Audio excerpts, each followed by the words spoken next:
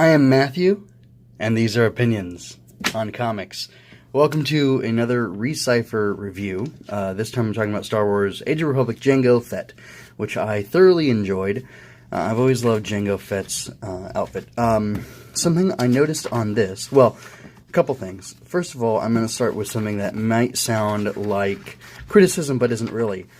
To me, there is no real big splashy page like in the previous 3 issues. Another thing to, I don't know, name drop myself if that's possible. I spoke to Amy Ratcliffe on Twitter, because she was in fact named after Clatrief, or, sorry, this Togruta, Clatrief, was actually named after her, and it turns out that she plays in a Star Wars RPG, so this is Clatrief, and Amy Ratcliffe of, she does book reviews and stuff, and she works with a bunch of stuff on Star Wars. She has published stuff on StarWars.com. I think she was even part of a Women of Star Wars book that featured art about a bunch of, prominent women in Star Wars, and either stories or bios on them. I can't remember what it was specifically, but pretty sure back when I was listening to Full Sith Full Time, which is the podcast she was on with Mike and Brian, and I can't remember their last names, but anyway, that she talked about that. Anyway, so that was pretty cool, but I tweeted her about it and, found out that this Jody Houser, who was the writer on all these, they're buds, and she's been working people's names into issues of the comics, which is pretty cool, because I guess Houser's been tasked with writing all these Age of Republic. I've kind of been observing that, but it kind of got confirmation on that. So anyway, that's pretty cool. But something else I wanted to point out is, look at the names here: Houser, Smith, Wong, and Tartaglia. There's Santos on here too. I'm going to come back to that in a moment. We've got Houser, Ross, and Tartaglia. So Tartaglia is the colorist on all of these so far. Houser is writing all of them. Ross apparently, and again, I'm kind of learning comics as I'm going through this by trying to pay attention to the details. Ross does the art, but if you look here, and I guess they don't have the letter on the front, but so Ross does art here, so it's writer, artist, colorist, right? Because even though someone's doing the art, you need someone to put in all those nice colors, whether they do it digitally or not. But like here, you've got Corey Smith as the penciler and Walden Wong as the inker. So, and then Tartaglia is a color. Or hold on, Tartaglia was colorist anyway, right? Yes. So I wonder if like Luke Ross here does pencils and inks, and then like over here you've got Smith and Wong who do pencil and ink separately from each other.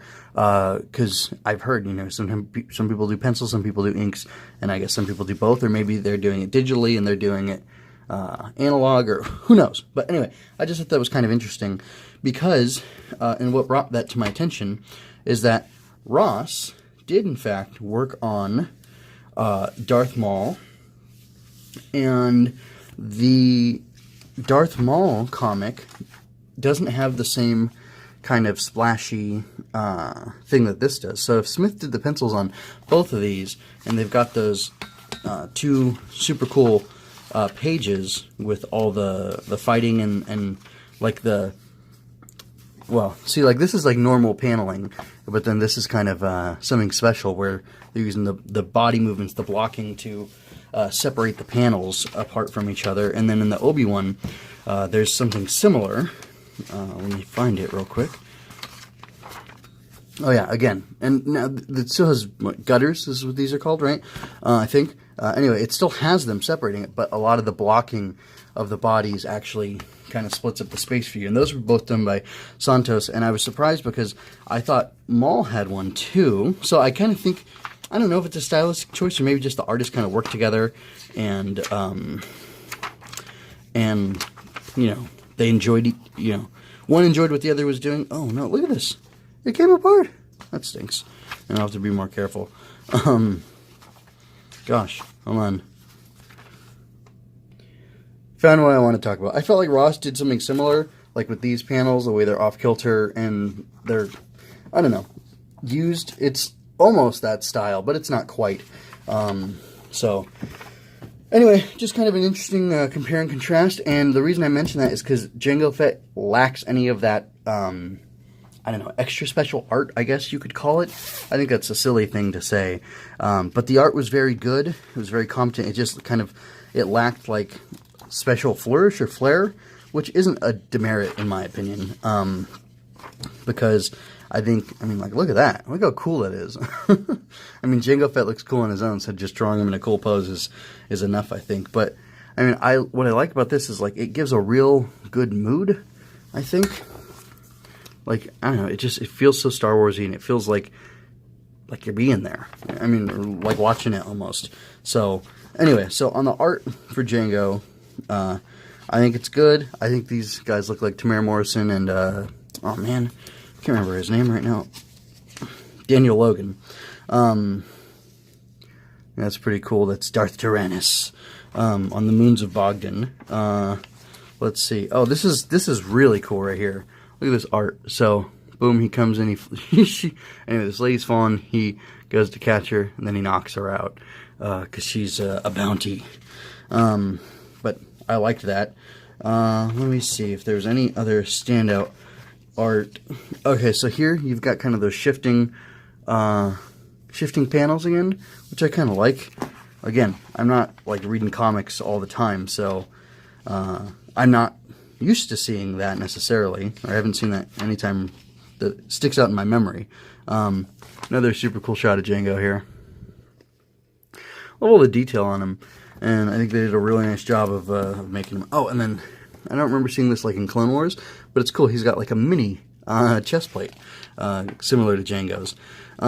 So the most interesting thing about this, get out of here, Thanos. The most interesting thing about this comic was that it's like a story about legacy and Jango trying to forge and build on and establish a legacy for himself. Dooku, or Tyrannus, whatever, says something to him very interesting. Even the Kaminoans, they're like, you'll have this amazing army all pulled from your genetic material. And he's like, look, they're not my creation. I'm just a thing that you use to make them. And I have no sense of pride in them. And he's totally detached from the clones, which is interesting. But then Boba, you can see, he gets attacked here, and his life is in peril over here. This bounty hunter like double crosses Jango to basically get more money out of the job, and like Jango has taken on this job. Well, Jango, it's really cool. He takes on these jobs, and he's like an unschooler. Anyway, he's taken on this job, and he brings Boba with him, and he's been doing this for a while because he wants Boba to learn by experience, and Boba definitely does learn by experience, and it's an interesting ethic that he's got, where he's willing to put Boba in danger, and he's willing to let him die, which is kind of what they're talking, so the lady bounty hunter, the little bat, I can't remember what their race is called, I think she's Tivin, anyway, like, aren't you gonna save your son? And he's like, nah, I'm not gonna save him, I'm gonna let him save himself, because if he's, worthy to be my son, then he will save himself. No. So, I really liked the harsh father-son relationship here, especially because I don't know the production order of them, but I felt like Obi-Wan lacked faith in Anakin, and he was scared about what would happen to him. And at the end, he affirms to Anakin that he does have faith in him and he believes in him, and that encourages Anakin and gives him it's a positive thing for him. It really helps him out. Versus over here with Jango and Boba, Jango believes in Boba, and he already believes in Boba, and he's willing to let his life be imperiled and let him die if it's going to make him stronger and, I don't know, make him more worthy of being his son or whatever. But he already believes all those things are in Boba, and it's just interesting, the contrast between the two. And I thought it was really nice. I thought it was, I don't know, we've never seen the parental side of Jango, other than the little glimpses we got on Kamino and Attack of the Clones. That's really all we get from him. And I just think it's neat to explore, not who this guy is, but what he's about through seeing the kind of situation he gets Boba into, and the way he reacts to it. So, I don't know. I really liked it. I'd like to know more about Jango. I think more single issues about him would be cool. But yeah, I really enjoyed this. So, that's all I have to say. If you like Star Wars, I would say buy this one. The other ones, the Maul and Qui-Gon, I said definitely get them. The Obi-Wan was just kind of okay, but the Jango was like really solid. I thought it has a very broad appeal, and it's a great little one-shot comic. And there's some deep lore stuff in there because you get to see him on the moons of Bogdan. And if you're as big into Star Wars as I am, then you know exactly what that means.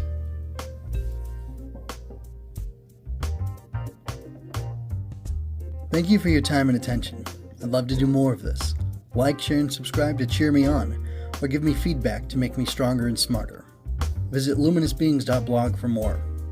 I link everything I do there, so if you want to comment, that's the place where I'll definitely see it.